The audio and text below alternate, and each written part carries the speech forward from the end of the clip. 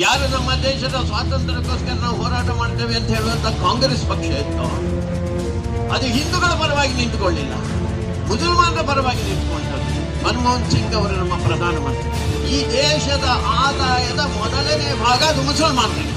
ಅದಕ್ಕೆ ಪೂರಕವಾಗಿ ಮೊನ್ನೆ ನಮ್ಮ ಮುಖ್ಯಮಂತ್ರಿಗಳು ಹೇಳಿಬಿಟ್ರು, 10,000 ಕೋಟಿ ರೂಪಾಯಿ ನಾವು ಮುಸಲ್ಮಾನರಿಗೋಸ್ಕರ ಇಡ್ತಾರೆ. ಅವ್ರ ಹತ್ರ ಕೇಳ್ತೇನೆ, ಯಾರ ಅಪ್ಪನ ಆಸ್ತಿ ಇದು? ಹಿಂದೂಗಳಿಗೋಸ್ಕರ ನೀವೇನಾದ್ರು ಇಟ್ರ? ಹಿಜಾಬ್ ಅನ್ನು ಮತ್ತೆ ನಾವು ಜಾರಿಗೆ ತರ್ತೇವೆ. ಈ ದೇಶದಲ್ಲಿ ಮತ್ತೆ ಪ್ರತ್ಯೇಕತೆ ಬೀಜವನ್ನು ಮತ್ತೆ ಬಿತ್ತಿದ್ದೀರಾ ನೀವು? ಸರ್ವೇ ಜನ ಸುಖಿನೋ ಭವಂತು ಲೋಕ ಸಮರ್ಥ ಸುಖಿನೋ ಭವಂತು ಹೇಳುವಂತವ್ರು ಹಿಂದೂಗಳು ಮಾತ್ರ. ಮುಸಲ್ಮಾನ ಹೇಳ್ತಾರ? ಮುಸಲ್ಮಾನ ಹೇಳ್ತಾರೆ ಅಲ್ಲನನ್ನು ಪೂಜೆ ಮಾಡೋರಿಗೆ ಮಾತ್ರ. ಕ್ರಿಶ್ಚಿಯನ್ ಹೇಳ್ತಾರೆ ಯೇಸುವನ್ನು ಪೂಜೆ ಮಾಡಿದ್ರೆ ಮಾತ್ರ ಅವರಿಗೆ ಮಾತ್ರ ಒಳ್ಳೇದಾಗ್ಲಿ ಅಂತ ಹೇಳಿದ್ರೆ, ನಾವು ಹೇಳ್ತೇವೆ ಜಗತ್ತಿನ 740 ಕೋಟಿ ಜನಕ್ಕೆ ಒಳ್ಳೇದಾಗ್ಲಿ. ಯಾವ ದೇವರನ್ನು ಪೂಜೆ ಮಾಡಲಿ, ಯಾವ ರೀತಿ ಪೂಜೆ ಮಾಡಲಿ, ಯಾವ ಕಡೆಗೆ ಮುಖ ಮಾಡಿ ಪೂಜೆ ಮಾಡಲಿ, ಯಾವ ಹೆಸರಿನಿಂದ ಪೂಜೆ ಮಾಡಲಿ ಅಂತ ಹೇಳುವಂತ ಜನ ನಾವು. ಜಗತ್ತನ್ನು ಉಳಿಸುವುದಾದ್ರೆ ನಾವು ಮಾತ್ರ ನೆನಪಿಟ್ಕೊಂಡು, ನೀನು ಮನೆಯಲ್ಲಿ ಹೇಳ್ಬೇಕಮ್ಮ ಅಲ್ಲಾಹು ಅಕ್ಬರ್, ಇಲ್ಲ ಮಸೀದಿಯಲ್ಲಿ ಹೇಳ್ಬೇಕ. ಭಾರತದ ಈ ನೆಲದಲ್ಲಿ ಅಲ್ಲಾಹು ಅಕ್ಬರ್ ಆಗೋಲ್ಲ. ಈ ದೇಶದಲ್ಲಿ ಹೇಳ್ಬೇಕಾಗಿರುವಂತದ್ದು ರಾಮ್ ರಾಮ್ ಶ್ರೀರಾಮ್.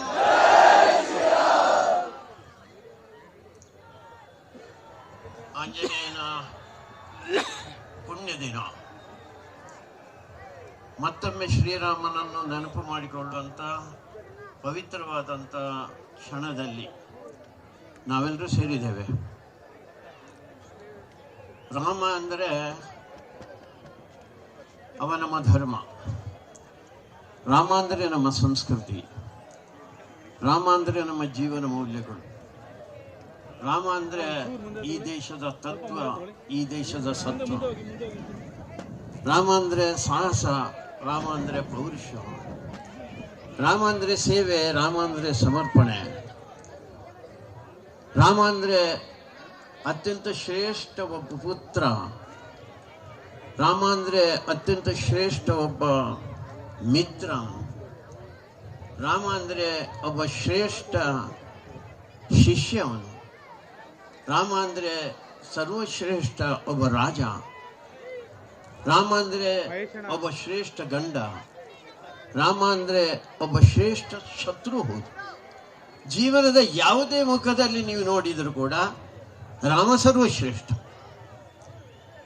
ಅಂತ ಪ್ರಭು ಶ್ರೀ ರಾಮಚಂದ್ರನ ಆತ್ಮ ಇದ್ದ ಹಾಗೆ ಇದ್ದಂಥವನು ಆಂಜನೇಯ, ಹನುಮಂತ. ಹನುಮಂತನ ಹೃದಯ ಬಿಚ್ಚಿದಾಗ ಶ್ರೀರಾಮ ಪರಿವಾರವನ್ನು ಕಂಡಿತು. ರಾಮನ ಹೃದಯದ ಒಳಗೆ ಕೂಡ ಹನುಮಂತನಿದ್ದಾರೆ. ಅಂತ ಪ್ರಭು ಶ್ರೀರಾಮಚಂದ್ರ ಅವನ ಜನ್ಮಸ್ಥಾನದಲ್ಲಿ ಎಲ್ಲಿದ್ದ ಅವನು ರಾಮರಾಜ್ಯವನ್ನು ಕಟ್ಟಿದನೋ ಅಂತ ಪವಿತ್ರವಾದಂಥ ಅಯೋಧ್ಯೆಯಲ್ಲಿ ಇನ್ನೊಂದು ಸ್ವಲ್ಪ ದಿವಸದಲ್ಲೇ ಮತ್ತೊಮ್ಮೆ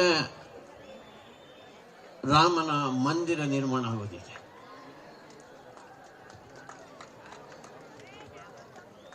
ಈ ದೇಶ ಬಹಳ ಪುರಾತನವಾದಂಥ ದೇಶ, ಸಾವಿರಾರು ವರ್ಷಗಳ ಇತಿಹಾಸ ಇರುವಂಥ ದೇಶ ಇದು. ಸಾವಿರಾರು ವರ್ಷ ಸುಮ್ಮನೆ ಹಾಗೆ ಬದುಕಿ ಬಂದಂತ ಇಲ್ಲ ಇದು. ಜಗತ್ತಿನ ಎಲ್ಲ ಜನರಿಗೆ ಕೂಡ ಜೀವನವನ್ನು ಕೊಟ್ಟಂತ, ಬದುಕನ್ನು ಕೊಟ್ಟಂತ ದೇಶ ಭಾರತ. ಒಂದು ಉದಾಹರಣೆ ಹೇಳ್ತಾರೆ, ಒಂದಷ್ಟು ಜನ ತೆಪ್ಪದಲ್ಲಿ ಸಮುದ್ರದಲ್ಲಿ ಬರ್ತಾ ಇದ್ದಾರಂತೆ. ಅವರು ಬಂದು ಪೂರ್ವದ ಕರಾವಳಿ ವಿಶಾಖಪಟ್ಟಣದಂತ ಜಾಗದಲ್ಲಿ ಅವರು ಇಳಿದರು. ಅಲ್ಲಿ ಮರಳಿನ ಮೇಲೆ ನಡೆದರು. ಸ್ವಲ್ಪ ಒಳಗೆ ಹೋಗಬೇಕಾದ್ರೆ ಅವರಿಗೆ ಒಂದು ವಿಚಿತ್ರ ಅಂತ ಅನಿಸುವ ರೀತಿಯಲ್ಲಿ ಒಂದಷ್ಟು ಜನ ಕಂಡರು. ಇವರಿಗೆ ಬಟ್ಟೆ ಉಡ್ಲಿಕ್ಕೆ ಗೊತ್ತಿಲ್ಲ, ಸರಿಯಾಗಿ ವ್ಯವಹಾರ ಮಾಡ್ಲಿಕ್ಕೆ ಗೊತ್ತಿಲ್ಲ. ಒಳಗೆ ಬಂದು ನೋಡಿದರೆ ಅಲ್ಲಿ ಬಟ್ಟೆ ಉಟ್ಕೊಂಡಿದ್ದಾರೆ. ಅವರಿಗೆ ಒಂದು ಕುಟುಂಬ ಅಂತ ಇದೆ, ಗಂಡ ಇದ್ದಾರೆ, ಮಕ್ಕಳಿದ್ದಾರೆ, ಹೆಂಡತಿ ಇದ್ದಾರೆ, ಅವರಲ್ಲೊಬ್ಬ ರಾಜ ಇದ್ದಾನೆ, ರಾಜನ ವ್ಯವಸ್ಥೆಗಳಿದೆ. ಇದೆಲ್ಲ ನೋಡಿ ಅವರಿಗೆ ಭಾರಿ ಆಶ್ಚರ್ಯ ಆಯ್ತಂತೆ. ಅದಕ್ಕೋಸ್ಕರ ಸ್ವಲ್ಪ ದಿವಸ ಆ ಕಡೆ ಈ ಕಡೆ ಎಲ್ಲ ಓಡಾಡಿ ಕೊನೆಗೆ ರಾಜನ ಹತ್ರ ಹೇಳ್ತಾರೆ, ನೀವು ಯಾವ ರೀತಿಯಲ್ಲಿ ಜೀವನ ನಡೆಸಿರೋ ನಮ್ಮ ದೇಶದ ಜನರಿಗೂ ಅದನ್ನೇ ಕಲಿಸಿ ಅಂತ. ಅದಕ್ಕೋಸ್ಕರ ಒಬ್ಬ ಹುಡುಗನನ್ನು ಆ ತೆಪ್ಪದಲ್ಲಿ ಕೂರಿಸಿ ಕಳಿಸಿಬಿಡ್ತಾರೆ. 12 ವರ್ಷದ ಹುಡುಗ ಹೋಗಿ ಹೋಗಿ ಆ ದೇಶಕ್ಕೆ ಹೋಯ್ತು. ದೇಶಕ್ಕೆ ಹೋದ ಮೇಲೆ ಸುಮಾರು ಒಂದು 25-30 ವರ್ಷ ರಾಜನ ಅಪೇಕ್ಷೆ ಏನಿತ್ತು, ಜನರ ಅಪೇಕ್ಷೆ ಏನಿತ್ತು, ಅದನ್ನು ಪೂರೈಸಿದ. ಅದಾದ ಮೇಲೆ ಅವನು ನಿಶ್ಚಯ ಮಾಡಿದ, ನನ್ನ ಕೆಲಸ ಪೂರ್ತಿ ಆಯಿತು, ನಾನು ವಾಪಸ್ ಹೊರಡಬೇಕು. ಹಾಗೆ ಹೀಗೆ ಜನ ಸೇರಿದ್ದಂಥ ಜಾಗದಲ್ಲಿ ಅವನು ಹೇಳಿದ, ನನ್ನ ಕೆಲಸ ಎಲ್ಲ ಆಗಿದೆ, ನಾನು ವಾಪಸ್ ಹೋಗ್ತೇನೆ. ಆವಾಗ ಜನ ಕೇಳಿದ್ರೆ, ಎಲ್ಲಿಗೆ ಹೋಗ್ತೀರಾ ನೀವು ವಾಪಸ್ ಹೋಗುವಾಗಿಲ್ಲ, ನಾವೆಲ್ಲರೂ ನಿರ್ಣಯ ಮಾಡಿದ್ದೇವೆ, ನೀವೇ ಈ ದೇಶದ ರಾಜ ಆಗಬೇಕು. ಆ ಹುಡುಗನ ಹೆಸರು ಕಂಬು ಅಂತ, ಆ ದೇಶಕ್ಕೆ ಕಂಬೋಡಿಯಾ ಅಂತ ಹೆಸರು. ಅಂದ್ರೆ ಜಗತ್ತಿನ ಬೇರೆ ಬೇರೆ ದೇಶಗಳಿಗೆ ನೀವು ಹೋದರೂ ಕೂಡ ಅಲ್ಲಿ ನಮ್ಮ ಹಿಂದೂ ಧರ್ಮದ ಸಂಸ್ಕೃತಿಯ ನಿದರ್ಶನಗಳು ನಾವು ಕಾಣುತ್ತೆ. ಅಂತ ಜ್ಞಾನವನ್ನು ಕೊಟ್ಟಂತ, ಬದುಕನ್ನು ಕೊಟ್ಟಂತ ದೇಶ ಇದು. ಭಾರಿ ಶಕ್ತಿಶಾಲಿಯಾದಂಥ ದೇಶ ಇದು. ಒಬ್ಬ ಅಲೆಕ್ಸಾಂಡರ್ ಅಂತ ನಮ್ಮ ದೇಶದ ಮೇಲೆ ಆಕ್ರಮಣ ಮಾಡ್ಲಿಕ್ಕೆ ಬಂದ. ನಾವು ಇವತ್ತು ನಾಚಿಕೆ ಇಲ್ಲದೆ, ನಮ್ಮ ಸಮಾಜದ ಬಗ್ಗೆ, ನಮ್ಮ ಹಿರಿಯರ ಬಗ್ಗೆ ಗೌರವ ಇಲ್ಲದೆ ಅವನನ್ನು ಅಲೆಕ್ಸಾಂಡರ್ ದಿ ಗ್ರೇಟ್ ಅಂತೇವೆ. ಜಗತ್ತಿನ ಬೇರೆ ಬೇರೆ ದೇಶಗಳನ್ನು ಗೆದ್ಕೊಂಡು ಬಂದ. ಆ ದೇಶಕ್ಕೆ ಗ್ರೇಟ್ ಇರ್ಬೋದು, ಭಾರತಕ್ಕೆ ಒಳಗೆ ಬರಬೇಕಾದ್ರೆ ವಾಯುವ್ಯ ಭಾಗದಲ್ಲಿದ್ದಂಥ ಒಂದು ಸಣ್ಣ ರಾಜ್ಯ, ಒಬ್ಬ ಸಣ್ಣ ರಾಜ, ಅವನೇನೆ ಅವನಿಗೆ ಗೆಲ್ಲಿಕ್ಕಾಗಲಿಲ್ಲ, ವಾಪಸ್ ಓಡಬೇಕಾಯ್ತು, ದಾರಿಯಲ್ಲಿ ಬಿದ್ದು ಸತ್ವದ. ಅಂತ ಪರಾಕ್ರಮಿಶಾಲಿ ಒಂದು ದೇಶ ಇದು. ಅತ್ಯಂತ ಸಂಪದ್ಭರಿತವಾದಂಥ ದೇಶ ಇದು. ಅದಕ್ಕೋಸ್ಕರ ನೂರಾರು ರೀತಿ ಜನಗಳು ನಮ್ಮ ಮೇಲೆ ಆಕ್ರಮಣವನ್ನು ಮಾಡಿದರು. ಆದರೆ ಎಲ್ಲ ಸಂದರ್ಭಗಳಲ್ಲಿ ಅವನು ಒಳಗೆ ಬರಲಿಕ್ಕೆ ಬಿಡಲಿಲ್ಲ. ನಾವು ಯಾರೋ 10 ಜನ ಒಳಗೆ ಬಂದರೆ ಅವರನ್ನು ಅರಗಿಸ್ಕೊಂಡೆವು ಅಂತ ತಾಕತ್ತು ನಮ್ಮ ಹತ್ರ ಇತ್ತು. ಆದರೆ 1000 ವರ್ಷದ ಹಿಂದೆ ನಮ್ಮಲ್ಲೇ ಗೊಂದಲಗಳ ನಿರ್ಮಾಣ ಆಯಿತು. ಸ್ವಾರ್ಥಕ್ಕೋಸ್ಕರ ಯಾವುದು ನ್ಯಾಯ, ಯಾವುದು ಅನ್ಯಾಯ ಅಂತ ಗೊತ್ತಾಗ್ಲಿಲ್ಲ, ಯಾವುದು ಮಾನ, ಯಾವುದು ಅಪಮಾನ ಅಂತ ನಮಗೆ ಗೊತ್ತಾಗ್ಲಿಲ್ಲ, ಯಾವುದು ಸತ್ಯ, ಯಾವುದು ಸುಳ್ಳು ಅಂತ ನಮಗೆ ಗೊತ್ತಾಗ್ಲಿಲ್ಲ. ಅದರ ಪರಿಣಾಮ ಹಿಂದೂ ಸಮಾಜದಲ್ಲಿ ಒಡಕುಂಟಾಯ್ತು. ಅದಕ್ಕೋಸ್ಕರ ಹೊರಗಿನ ಜನ ಒಳಗೆ ಬಂದ್ಬಿಟ್ರು. ಮೊಘಲರ ಆಕ್ರಮಣ ಆಯ್ತು. ಅದಾದ ಮೇಲೆ 1000 ವರ್ಷ ನಾವು ಗುಲಾಮಗಿರಿಯಲ್ಲಿ ಇದ್ದು. ಆದರೆ ಅಷ್ಟೂ ಕಾಲ ನಾವೇನು ಅವರನ್ನು ಒಪ್ಕೊಂಡಿದ್ದೆವು ಅಂತೇನಿಲ್ಲ. ಭಾರಿ ಜನ ಅವರ ವಿರುದ್ಧ ಹೋರಾಟ ಮಾಡಿದ್ದಾರೆ. ಮೊಘಲರ ವಿರುದ್ಧ ಅದು ರಾಣಾ ಪ್ರತಾಪ್ ಇರ್ಬೋದು, ಗುರುಗೋವಿಂದ ಸಿಂಹ ಇರ್ಬೋದು, ಶಿವಾಜಿ ಮಹಾರಾಜರು ಇರ್ಬೋದು, ಕೃಷ್ಣದೇವರಾಯ ಇರ್ಬೋದು, ಛತ್ರಸಾಲ್ ಇರ್ಬೋದು. ಇಡೀ ಜಗತ್ತಿನಲ್ಲಿ ತಾಯಂದ್ರು ದೇಶಕ್ಕೋಸ್ಕರ ಹೋರಾಟ ಮಾಡಿದಂಥ ಇತಿಹಾಸ ಇದ್ದರೆ ಅದು ಭಾರತದಲ್ಲಿ ಮಾತ್ರ. ಅದು ಕಿತ್ತೂರು ರಾಣಿ ಚೆನ್ನಮ್ಮ ಇರ್ಬೋದು, ಝಾನ್ಸಿ ರಾಣಿ ಲಕ್ಷ್ಮೀಬಾಯಿ ಇರ್ಬೋದು, ಅಬ್ಬಕ್ಕ ಇರ್ಬೋದು, ಅಥವಾ ಒನಕೆ ಓಬವ್ವ ಇರ್ಬೋದು. ಎಂಥ ದಿವ್ಯವಾದಂತಹ ಜೀವನ ಒನಕೆ ಓಬವ್ವ ಒಂದು. ಚಿತ್ರದುರ್ಗದ ಕೋಟೆಯನ್ನು ರಕ್ಷಣೆ ಮಾಡ್ತೇನೆ ಅಂತ ಅವಳ ಗಂಡ ಒಪ್ಕೊಂಡಿದ್ದ. ಒಂದು ದಿವಸ ಅವನು ಮಧ್ಯಾಹ್ನ ಊಟ ಮಾಡೋದಕ್ಕೋಸ್ಕರ ಮನೆಗೆ ಬಂದಿದ್ದ. ಮನೆಯಲ್ಲಿ ಊಟ ಬಡಿಸಿದ್ಲು ಅವಳು. ಹೊರಗೆ ಬರಬೇಕಾದ್ರೆ ಮುಸಲ್ಮಾನ್ ಶತ್ರುಗಳು ಆ ಕೋಟೆ ಮೇಲೆ ಆಕ್ರಮಣ ಮಾಡ್ಲಿಕ್ಕೆ ಬಂದರು. ಆಗ ಇದನ್ನು ರಕ್ಷಣೆ ಮಾಡ್ತೇನೆ ಅಂತ ಒಪ್ಕೊಂಡಿದ್ದಾರೆ ನನ್ನ ಗಂಡ, ಈಗ ವ್ಯತ್ಯಾಸ ಆಗಿಬಿಡುತ್ತೆ ಅಂತ ಒಳಗೋಡಿ ಇಲ್ಲೂ ಗಂಡನಿಗೆ ತಿಳಿಸಲಿಕ್ಕೋಸ್ಕರ ಅಂತ. ಆದರೆ ನಮ್ಮ ಸಂಸ್ಕೃತಿ ಏನು ಹೇಳುತ್ತೆ ಅಂತ ಕೇಳಿದರೆ, ಊಟ ಮಾಡ್ತಾ ಇದ್ದವನನ್ನು ಎಬ್ಬಿಸಬಾರ್ದು. ಅದಕ್ಕೋಸ್ಕರ ಅವನು ಊಟ ಮಾಡ್ತಾ ಇದ್ದ, ಇವಳು ಎಬ್ಬಿಸಲಿಲ್ಲ. ಹೊರಗೆ ಬಂದು ಮುಸಲ್ಮಾನ್ ನುಗ್ತಾ ಇದ್ದಾರೆ. ಅದಕ್ಕೋಸ್ಕರ ಆ ಸೀರೆಯನ್ನು ಸೊಂಟಕ್ಕೆ ಕಟ್ಟಿಕೊಂಡು ಆ ಒನಕೆಯನ್ನು ಇಟ್ಟುಕೊಂಡೆ ನೂರಾರು ಜನ ಶತ್ರುಗಳನ್ನು ಬಲಿ ತಕೊಂಡ್ಲವಳು. ಅಂತ ಶ್ರೇಷ್ಠ ಹೆಣ್ಣು ಮಗಳು ನಮ್ಮ ದೇಶದಲ್ಲಿ ಇದ್ರು, ನೆನಪಿಟ್ಕೊಂಡು. ಈ ರೀತಿ ಅವರ ವಿರುದ್ಧ ಹೋರಾಟ ಮಾಡ್ತಾನೆ ಬಂದಿರುವಂಥದ್ದು ನಾವು. ಅದರ ಕೊನೆ ಗಳಿಗೆಯಲ್ಲಿ ಬ್ರಿಟಿಷರ ವಿರುದ್ಧ ನಾವು ಮಾನಸಿಕವಾಗಿ ಸೋತೆವು. ಈ ದೇಶಕ್ಕೆ ಮುಸಲ್ಮಾನರು ಯಾಕೆ ಆಕ್ರಮಣ ಮಾಡಿದರು? ನಮಗೆ ಪಾಠದಲ್ಲಿ ಹೇಳ್ತಾರೆ,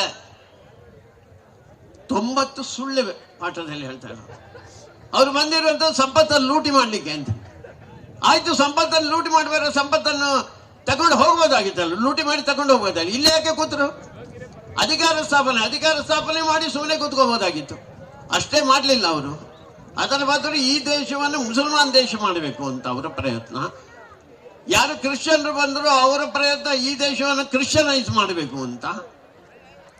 ಅದಕ್ಕೋಸ್ಕರ ಇಸ್ಲಾಮೀಕರಣ, ಕ್ರಿಸ್ತೀಕರಣ ಎರಡಕ್ಕೂ ಅವರು ಪ್ರಯತ್ನ ಮಾಡ್ತಾನೆ ಬಂದರು.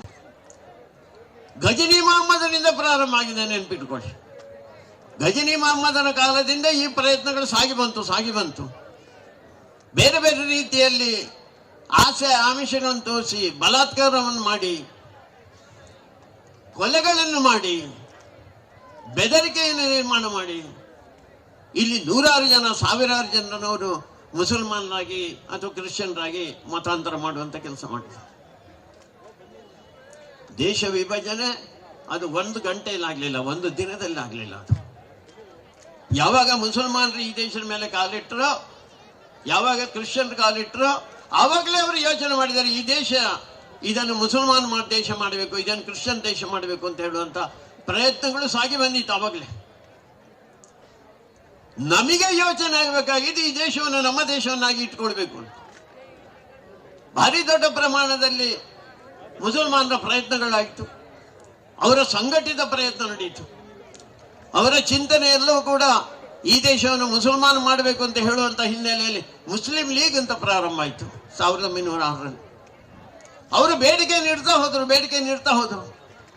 ಯಾರು ನಮ್ಮ ದೇಶದ ಸ್ವಾತಂತ್ರ್ಯಕ್ಕೋಸ್ಕರ ನಾವು ಹೋರಾಟ ಮಾಡ್ತೇವೆ ಅಂತ ಹೇಳುವಂತ ಕಾಂಗ್ರೆಸ್ ಪಕ್ಷ ಇತ್ತು, ಅದು ಹಿಂದೂಗಳ ಪರವಾಗಿ ನಿಂತುಕೊಳ್ಳಿಲ್ಲ, ಮುಸಲ್ಮಾನರ ಪರವಾಗಿ ನಿಂತ್ಕೊಳ್ತದ್ದು.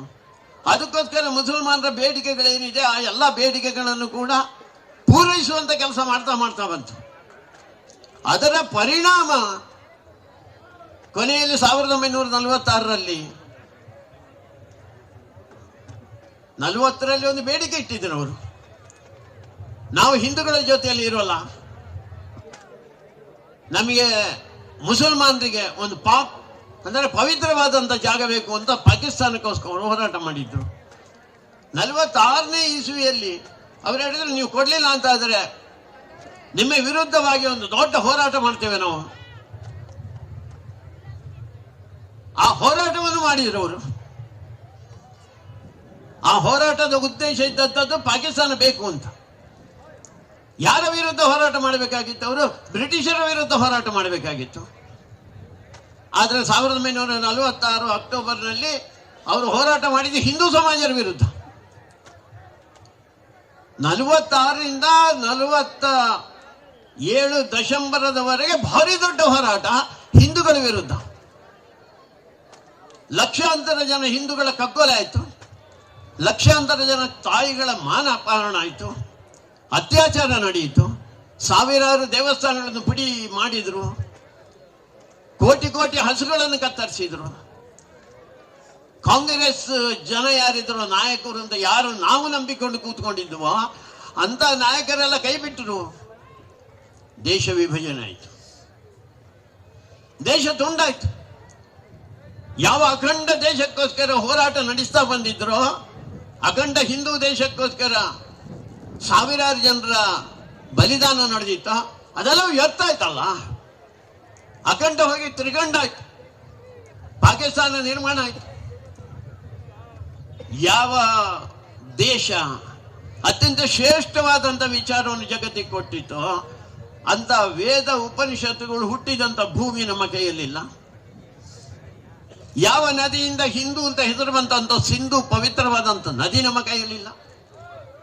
ಯಾವ ಭಾಗದಲ್ಲಿ ವಿವೇಕಾನಂದರು ಅವರ ಗುರುಗಳು ರಾಮಕೃಷ್ಣ ಪರಮಹಂಸರು ಹುಟ್ಟಿದ್ರು, ಎಲ್ಲಿ ನೂರಾರು ಜನ ಕ್ರಾಂತಿಕಾರಿಗಳಿಗೆ ಜನ್ಮ ಸಿಕ್ಕಿತು, ಅಂತ ಬಂಗಾಳ ನಮ್ಮ ಕೈಯಲ್ಲಿಲ್ಲ.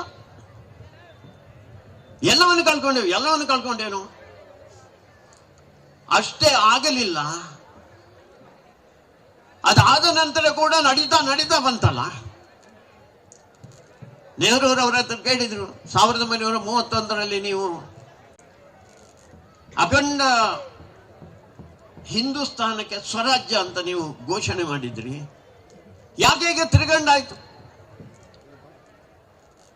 ಆವಾಗ ಅವರು ಹೇಳಿದಂತ ಉತ್ತರ ಅಂದರೆ, ನಾವು ಮತ್ತು ಮುಸಲ್ಮಾನರು ಅಣ್ಣ ತಮ್ಮಂದರ ಹಾಗೆ, ಮನೆಯಲ್ಲಿಯೂ ಅಣ್ಣ ತಮ್ಮಂದರಿಗೆ ಗಲಾಟೆ ಆದಾಗ ಭೂಮಿಯನ್ನು ತುಂಡು ಮಾಡಿಕೊಳ್ತೇವೆ, ಹಾಗೆ ತುಂಡಾಯ್ತು.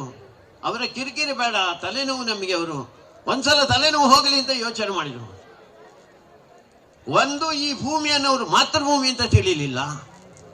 ಎರಡನೇದು, ತಲೆನೋವು ಹೋಯ್ತಾ? 47 ಇವತ್ತಿನವರೆಗೂ ತಲೆನೋವು ಪಾಕಿಸ್ತಾನನೇ ನಮಗೆ ಮಾತ್ರ ಇಡೀ ಜಗತ್ತಿಗೆ ತಲೆನೋವು. ಯಾವ ಭೂಮಿಯಲ್ಲಿ ಭಯೋತ್ಪಾದಕತೆ ಅದರ ಕಾರ್ಖಾನೆಗಳನ್ನು ತೆಗೆದರೋ ಅದು ಪಾಕಿಸ್ತಾನ. 47 ನಂತರ 3 ತಿಂಗಳಲ್ಲಿ ಮತ್ತೆ ನಮ್ಮ ದೇಶ ಮೇಲೆ ಆಕ್ರಮಣ ಮಾಡಿದ್ರು. ಇವತ್ತು ಯಾವುದು ಪಾಕ್ ಆಕ್ಯುಪೈಡ್ ಕಾಶ್ಮೀರ POK ಅಂತ ನಾವು ಹೇಳ್ತಾ ಇದ್ದೇವ, ಆ ಕಾಶ್ಮೀರದ ನಮ್ಮ ಭೂಮಿಯನ್ನು ಅವ್ರ ಕೈಯಲ್ಲಿ ಇಟ್ಕೊಂಡ್ರಲ್ಲ.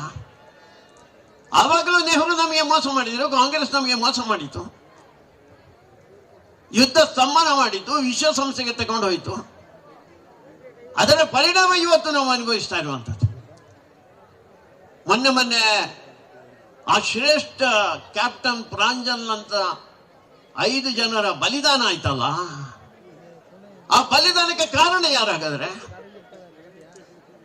ಕಳೆದ 100 ವರ್ಷಗಳಿಂದ ಅವರ ಪ್ರತ್ಯೇಕತೆಯ ವಿಷ ಬೀಜಕ್ಕೆ ಬೆಂಬಲವನ್ನಿತ್ತು, ಅದಕ್ಕೆ ನೀರು ಹಾಕಿ, ಅದಕ್ಕೆ ಗೊಬ್ಬರ ಹಾಕಿ ಅವ್ರನ್ನ ಬೆಳೆಸಿದ್ರಲ್ಲ, ಅದ ಕಾಂಗ್ರೆಸ್ ಕಾರಣವಾಯ್ತದೆ.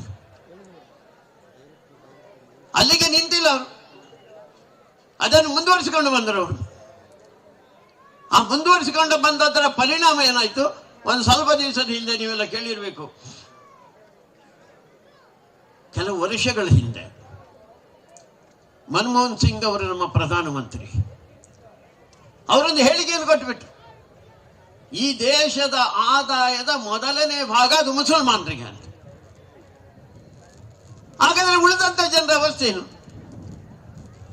ಅದಕ್ಕೆ ಪೂರಕವಾಗಿ ಮೊನ್ನೆ ನಮ್ಮ ಮುಖ್ಯಮಂತ್ರಿಗಳು ಹೇಳಿಬಿಟ್ರು, 10,000 ಕೋಟಿ ರೂಪಾಯಿ ನಾವು ಮುಸಲ್ಮಾನರಿಗೋಸ್ಕರ ಇಡ್ತಾ ಇದ್ದೀವಿ. ಅವ್ರ ಹತ್ರ ಕೇಳ್ತೇನೆ, ಯಾರ ಅಪ್ಪನ ಆಸ್ತಿ ಇದು? ಈ ದೇಶದಲ್ಲಿ ಹಣ ಕೊಡುವಂತವ್ರು, ತೆರಿಗೆ ಕೊಡುವಂತವ್ರು ಹಿಂದೂಗಳ್ರಿ. 1,000 ಕೋಟಿ ತೆರಿಗೆ ಕೊಡುವಂತವ್ರು ನಾವು ಹಿಂದೂಗಳು. ಉಳಿದವ್ರು ಏನು ಮಾಡ್ತಾರೆ? ಮೋಸ ಮಾಡ್ತಾರೆ, ವಂಚನೆ ಮಾಡ್ತಾರೆ, ತಮಗೆಲ್ಲರಿಗೂ ಗೊತ್ತು. ಹಿಂದೂಗಳಿಗೋಸ್ಕರ ನೀವೇನಾದ್ರು ಇಟ್ರ? ಹಿಂದೂಗಳು ಹೇಗೆ ಬೇಕಾದ್ರೆ ಇರ್ಲಿ, ನಾವು ಮಾತ್ರ ಮುಸಲ್ಮಾನರ ಪರ ಅಂತ ಯೋಚನೆ ಮಾಡ್ತಾರಲ್ಲ. ಈಗ ನಿನ್ನೆ ಒಂದು ಹೇಳಿಕೆ ಕೊಟ್ಟಿದ್ದಾರೆ, ಮೊನ್ನೆ ಒಂದು ಹೇಳಿಕೆ ಕೊಟ್ಟಿದ್ದಾರೆ. ಆ ಹೇಳಿಕೆ ಏನಪ್ಪಾ ಅಂತ ಕೇಳಿದ್ರೆ, ಹಿಜಾಬ್ ಅನ್ನು ಮತ್ತೆ ನಾವು ಜಾರಿಗೆ ತರ್ತೇವೆ. ತರ್ತೀರಾ ನೀವು? ಈ ದೇಶದಲ್ಲಿ ಮತ್ತೆ ಪ್ರತ್ಯೇಕತೆ ಬೀಜವನ್ನು ಮತ್ತೆ ಬಿತ್ತುತ್ತೀರಾ ನೀವು? ಈ ದೇಶದಲ್ಲಿ ಎಲ್ಲರೂ ಸಮಾನರು ಅಂತ ನೀವು ಹೇಳ್ತಾ ಇಲ್ವಾ? ಪ್ರಜಾಪ್ರಭುತ್ವ ತಾನೇ ಇದು. ಪ್ರಜಾಪ್ರಭುತ್ವದಲ್ಲಿ ಎಲ್ಲರೂ ಒಂದೇ ರೀತಿ ಇರಬೇಕಲ್ಲ. ಹೊರಗಡೆ ನೀವು ಯಾವ ಬಟ್ಟೆ ಬೇಕಾದ್ರೆ ಹಾಕಿ. ಶಾಲೆಗೆ ಹೋಗುವ ಮಕ್ಕಳಲ್ಲಿ ಯಾಕೆ ಈ ಬೀಜವನ್ನು ಬಿತ್ತೀರಾ? ಪ್ರತ್ಯೇಕತೆಯ ಬೀಜವನ್ನು. ಸಮವಸ್ತ್ರ ಅಂತ ನೀವೇ ತಂದಿರುವಂತದ್ದು. ಯಾರಲ್ಲಿ ಭೇದ ಭಾವ ಗೊತ್ತಾಗಬಾರ್ದು, ಯಾರು ಬಡವ ಬಲ್ಲಿದ ಗೊತ್ತಾಗಬಾರದು ಅಂತ ಹೇಳುವಂತ ಸಮವಸ್ತ್ರದ ವ್ಯವಸ್ಥೆ ನೀವೇ ಮಾಡಿರುವಂತದ್ದು. ಇವತ್ತು ಮತ್ತೆ ಅದನ್ನು ಪ್ರತ್ಯೇಕತೆ ಬೀಜವನ್ನು ಬಿತ್ತುವಂತ ಉದ್ದೇಶದಿಂದ ನೀವು ಹಿಜಾಬ್ ಮತ್ತೆ ತರ್ತೇವೆ ನಾವು ಅಂತ ಹೇಳ್ತಾ ಇದ್ದೀರಲ್ಲ. ಹಿಜಾಬ್ ತರುವ ತಾಕತ್ತಿದೆಯಾ ನಿಮಗೆ? ಆ ತಾಕತ್ತಿದ್ರೆ ತರುವ ಪ್ರಯತ್ನ ಮಾಡಿ. ಈ ಮಂಡ್ಯ ಗಂಡು ಮುಟ್ಟಿದ ನೆಲ, ಗಂಡು ಮೆಟ್ಟಿದ ನೆಲ ಅಂತ ಹೇಳ್ತಾರೆ.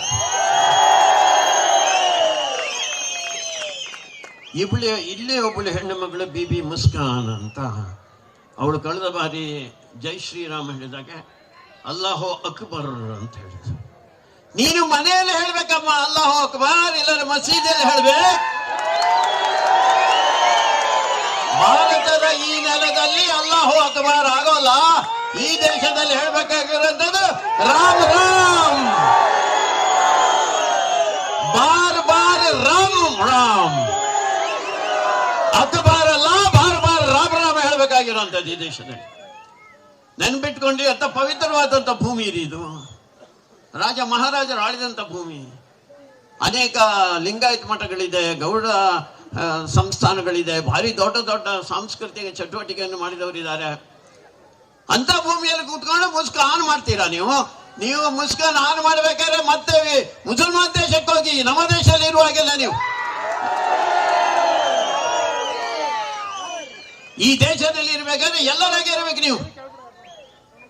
ಇನ್ನೊಂದು ಗಂಭೀರವಾಗಿ ಯೋಚನೆ ಮಾಡಬೇಕಾದಂತ ವಿಷಯ ಅಂದ್ರೆ ಆ ಹೆಣ್ಣು ಮಗಳಿಗೆ ಶಾಬಾಸ್ಗಿರಿಯನ್ನು ಕೊಟ್ಟಿರುವಂತದ್ದು ಮೊತ್ತ ಮೊದಲು ಕೊಟ್ಟಿರುವಂತದ್ದು ಅಲ್ ಖೈದಾ ಅಂತ ಹೇಳುವಂತ ಒಂದು ದೇಶದ್ರೋಹಿ ಭಯೋತ್ಪಾದಕ ಸಂಘಟನೆಯ ಪ್ರಮುಖ ಅಲ್ ಜವಾಹಿರಿಯಿಂದ ಅವನಿಗೆ ಶಾಬಾಸ್ಗಿರಿಯನ್ನು ಕೊಟ್ಟಿರುವಂತದ್ದು, ಹಣವನ್ನು ಕೊಟ್ಟಿರುವಂತದ್ದು. ಅಂದ್ರೆ ಅಲ್ ಖೈದಾದ ಜೊತೆಯಲ್ಲಿ ಸಂಬಂಧ ಇರುವಂತ ಒಬ್ಬಳಿ ಹೆಣ್ಣು ಮಗಳು ಈ ಜಿಲ್ಲೆಯಲ್ಲಿದ್ದಾಳೆ. ಎಚ್ಚರಿಕೆಯಿಂದ ಇರ್ಬೇಕು ನೀವು. ಅಲ್ ಖೈದಾ ಅಂತ ಹೇಳುವಂತ ಭಯೋತ್ಪಾದಕ ಸಂಘಟನೆಯ ಬೀಜ ಬಿತ್ತುತ್ತಾ ಇದ್ದಾರೆ ಇಲ್ಲಿ ಮಂಡ್ಯದಲ್ಲಿ. ಅದರ ಮುಖಾಂತರ ಇಲ್ಲಿ ಬೇರೆ ಬೇರೆ ಮಠ ಮಂದಿರಗಳು ಶಾಲೆಗಳು ಎಲ್ಲ ಇದೆ, ಅಲ್ಲಿ ಮತ್ತೆ ಬಾಂಬನ್ನು ಹಾಕುವಂತ ಒಂದು ಪ್ರಯತ್ನ ಇದರ ಮುಖಾಂತರ ನಡೆಯುತ್ತೆ. ನೆನಪಿಟ್ಟುಕೊಳ್ಳಿ. ಅವಳು ಹೇಳಿಲ್ಲ ನಾಳೆಯಿಂದ ನಾನು ಶಾಲೆಗೆ ಹೋಗ್ತೇನೆ ಅಂತ. ಹೋಗಲಿ, ತಾಕತ್ತಿದ್ರೆ ಅವಳು ಒಳಗೆ ಹೋಗುವಂತ ಪ್ರಯತ್ನ ಮಾಡ್ಲಿ ಅವಳು. ಈ ದೇಶದಲ್ಲಿ ಹಿಂದೂಗಳು ಹೇಡಿಗಳಾಗಿಲ್ಲ, ನೆನಪಿಟ್ಟುಕೊಳ್ಳಿ. ಸಹನೆ ಇರ್ಬೋದು ನಮ್ಮ ಹತ್ರ, ತಾಳ್ಮೆ ಇರ್ಬೋದು ನಮ್ಮ ಹತ್ರ, ಅದು ನಮ್ಮ ದೌರ್ಬಲ್ಯ ಅಲ್ಲ ಅಂತ ನೀವು ತಿಳ್ಕೊಳ್ಬೇಕು. ಇವತ್ತಿಲ್ಲಿ ನೋಡಿದಂತ ಜನಗಳನ್ನು ನೋಡಿದ್ರೆ ನಮ್ಗೆ ಗೊತ್ತಾಗುತ್ತೆ ಅದು ದೌರ್ಬಲ್ಯ ಅಲ್ಲ. ನಮಗೆ ನಾವು ಎಲ್ಲರೂ ಒಟ್ಟಿಗಿರ್ಬೇಕು ಅಂತ ಹೇಳ್ತಾ ಇರುವಂತ ಒಂದು ಜನ. ಯಾವ್ದಾದ್ರು ಒಂದು ದೇಶದಲ್ಲಿ ಎಲ್ಲ ಜಾತಿ ಮತ ಸಂಪ್ರದಾಯಗಳು ಅದೆಲ್ಲರೂ ಒಟ್ಟಾಗಿರ್ಬೇಕು ಅಂತ ಹೇಳುವಂತ ಇದ್ದರೆ ಅದು ಹಿಂದೂ ಸಮಾಜ ಮಾತ್ರ.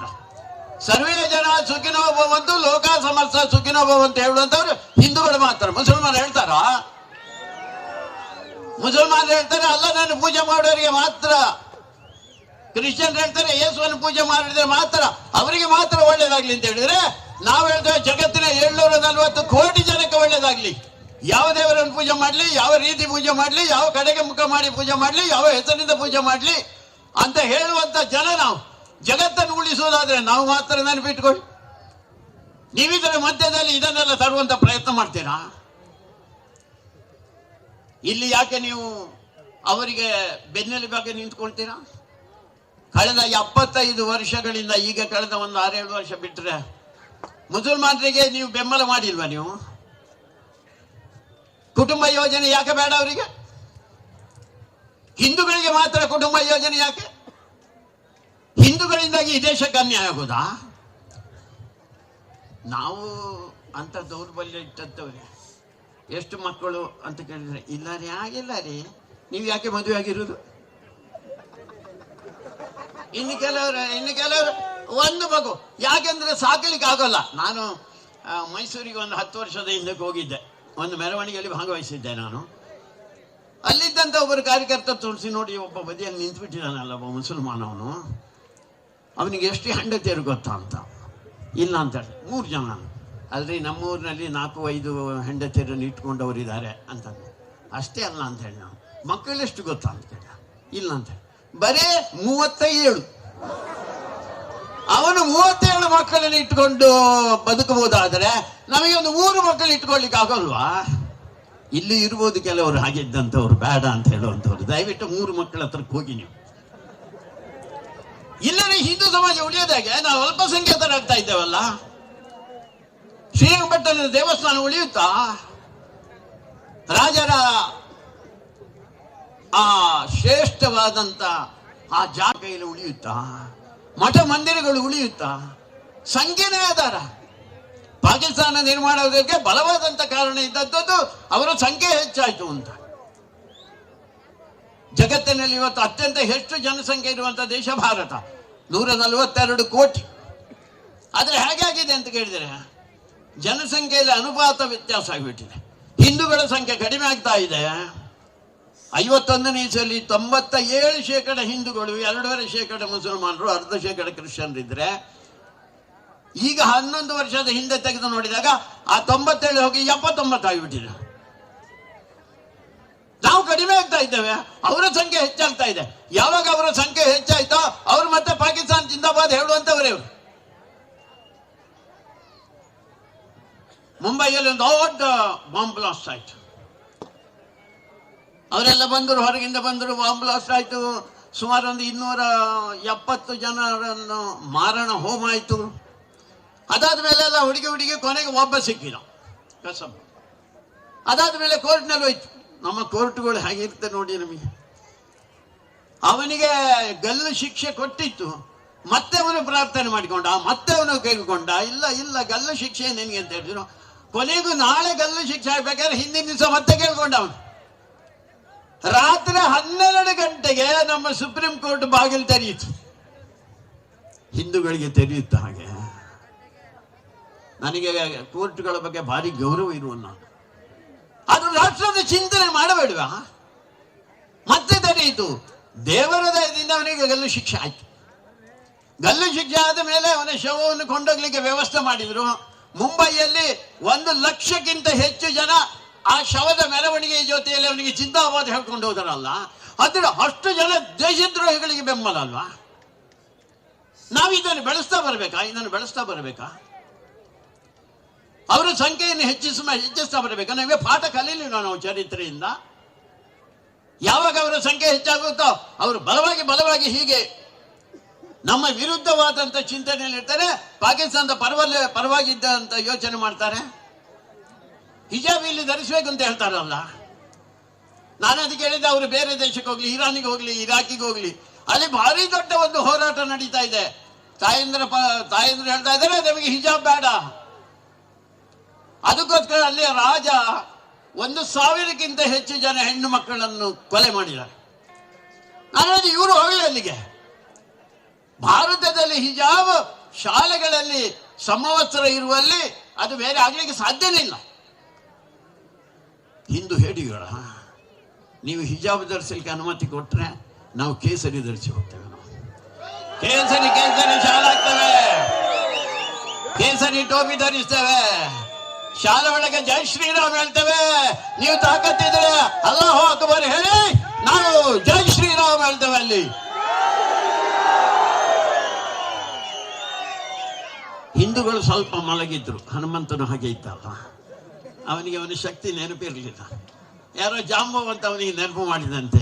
ಇವತ್ತು ಹಿಂದೂ ಜಾಗರಣ ವೇದಿಕೆ ಅಂತ ಸಂಘಟನೆಗಳು, ಬೇರೆ ಬೇರೆ ಸಂಘಟನೆಗಳು ಹಿಂದೂಗಳನ್ನು ನೆನಪು ಮಾಡ್ತಾ ಇದ್ದಾರೆ. ನಿನ್ನ ಶಕ್ತಿ ಭಾರಿ ಅಮೋಘವಾದಂತ ಶಕ್ತಿ. ನೀನು ಆಂಜನೇಯನ ವಂಶಕ್ಕೆ ಸೇರಿದವನು, ರಾಮನ ವಂಶಕ್ಕೆ ಸೇರಿದವನು, ಕೃಷ್ಣನ ವಂಶಕ್ಕೆ ಸೇರಿದವನು ಅಂತ ಹೇಳುವಂತ ಚಿಂತನೆಯನ್ನು ಇವತ್ತು ಮೂಡಿಸುವ ಹಿನ್ನೆಲೆಯಲ್ಲಿ ಇವತ್ತು ಸಾವಿರಾರು ಜನ ನೀವು ಬಂದಿದ್ದೀರಲ್ಲ.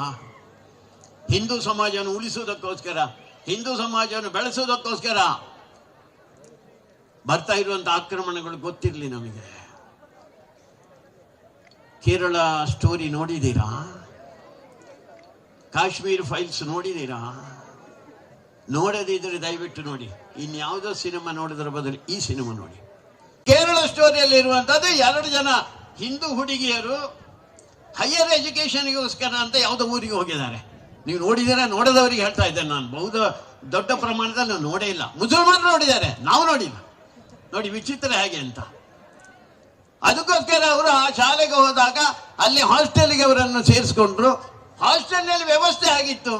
ಅದಕ್ಕೆ 1 ಕೋಣೆ ಒಳಗೆ 4 ಜನರಿಗೆ ಅವಕಾಶ. 4 ಜನರಲ್ಲಿ 2 ಜನ ಹಿಂದೂಗಳು, ಒಬ್ಬಳು ಕ್ರಿಶ್ಚಿಯನ್, ಒಬ್ಬಳು ಮುಸಲ್ಮಾನ್. ಹೋದ ದಿನದಿಂದ ಮುಸಲ್ಮಾನ್ ಹುಡುಗಿ ಅವಳು ಅಲ್ಲಿದ್ದಂತ ಮುಸಲ್ಮಾನ್ ಹುಡುಗನಿಗೆ ಎಲ್ಲ ವಿಷಯವನ್ನು ಹೇಳ್ತಾ ಇದ್ಲು, ಫೋಟೋ ತೆಗಿಲಿಕ್ಕೆ ಹೇಳಿದ್ಲು. ಅದಾದ ಮೇಲೆ ಒಂದು ದಿನ ಅವಳು ಪ್ರಶ್ನೆಯನ್ನು ಕೇಳಿದ್ಲು, ನಿಮಗೆ ದೇವರಿದಾನ ಅಂತ. ಈ 2 ಹುಡುಗಿಯರಲ್ಲಿ ಒಬ್ಬಳು ಹುಡುಗಿಯ ತಂದೆ ಅವನು ಕಮ್ಯುನಿಸ್ಟ್. ಅವ ನಮ್ಮ ದೇವರನ್ನೆಲ್ಲಿ ನಂಬ್ತಾನೆ, ಧರ್ಮವನ್ನೆಲ್ಲಿ ನಂಬ್ತಾನೆ. ಅದಕ್ಕೋಸ್ಕರ ಅವಳಿಗೆ ಏನು ಗೊತ್ತೇ ಇಲ್ಲ. ಇನ್ನೊಬ್ಬಳು ಹುಡುಗಿಗೆ ಸ್ವಲ್ಪ ಗೊತ್ತಿತ್ತು. ಅದಕ್ಕೋಸ್ಕರ ಅವಳು ಹೇಳಿದ್ಲು ಶಿವ ನಮ್ಮ ದೇವರು ಅಂತ. ನಾವೀಗ ಶಿವನನ್ನೇ ಆರಾಧನೆ ಮಾಡಿ ಬಂದೆವು. ಅವಾಗ ಆ ಮುಸಲ್ಮಾನ್ ಹುಡುಗಿ ಏನು ಹೇಳಿದ್ಲು ಗೊತ್ತಾ?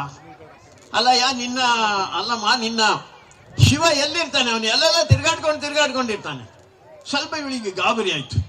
ಇವಳು ತಕ್ಷಣ ಹೇಳಿದ್ದು ಅದು ರಾಮ ಕೃಷ್ಣ ಇದ್ದಾನೆ. ನಾಚಿಕೆ ಆಗೋಲ್ಲ ನಿನಗೆ ರಾಮನ ಹೆಸರು ಹೇಳಲಿಕ್ಕೆ? ಅವನ ಹೆಂಡತಿ ಸೀತೆಯನ್ನೇ ರಕ್ಷಣೆ ಮಾಡ್ಲಿಕ್ಕೆ ಅವನಿಗೆ ಆಗ್ಲಿಲ್ಲ ಕೂಡ. ಅವ್ರು ಹೇಳ್ತಾ ಇರುವಂತ ಮತಾಂತರ ಮಾಡಿ, ನೀವು ಹಿಂದೂ ಹುಡುಗಿಯರನ್ನು ಮತಾಂತರ ಮಾಡಿ. ಅದಕ್ಕೋಸ್ಕರ ಅವರು ಲವ್ ಜಿಹಾದಿನ ಒಂದು ಪ್ರಯತ್ನವನ್ನು ಮಾಡ್ತಾ ಇರುವಂತದ್ದು. ಯಾಕೆ ಲವ್ ಜಿಹಾದ್ ಮಾಡ್ತಾ ಇದ್ದೀರಾ ನೀವು? ನಿಮಗೆ ಹುಡುಗಿಯರು ಇಲ್ವಾ ನಿಮ್ಮ ಸಮಾಜದಲ್ಲಿ? ಎಲ್ಲರೂ ನೋಡಿದ್ದೀರಾ? ಒಬ್ಬ ಹುಸೇನ್ ಅಂತ ಹೇಳುವಂತ ಒಬ್ಬ ಹುಡುಗ, ಅವಳು ಜುನೇದ ಅಂತ ಹೇಳುವಂತ ಹುಡುಗಿಯ ಜೊತೆಯಲ್ಲಿ ಪ್ರೇಮ ಪ್ರಕರಣದಲ್ಲಿ ಸಿಲುಕಿ ಓಡಿ ಹೋದರು. ಇಲ್ವೇ ಇಲ್ಲ. ಅವರಿಗೆಲ್ಲ ಸಿಗೋದು ಹಿಂದೂಗಳೇ. ನೀವು ನಮ್ಮ ಹಿಂದೂ ಹುಡುಗಿಯರನ್ನು ಯಾಕೆ ಟಾರ್ಗೆಟ್ ಮಾಡ್ತೀರಾ?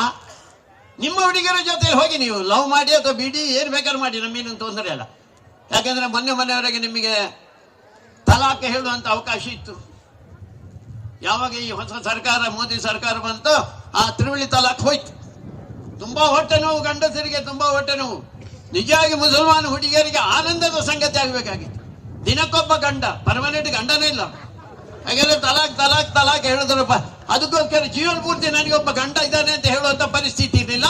ನಿಮಗೆ ಒಂದು ಪರ್ಮನೆಂಟ್ ಗಂಡನನ್ನು ಕೊಟ್ಟದ್ದು ಮೋದಿ ಸರ್ಕಾರ, ನೆನಪಿಟ್ಕೊಂಡು.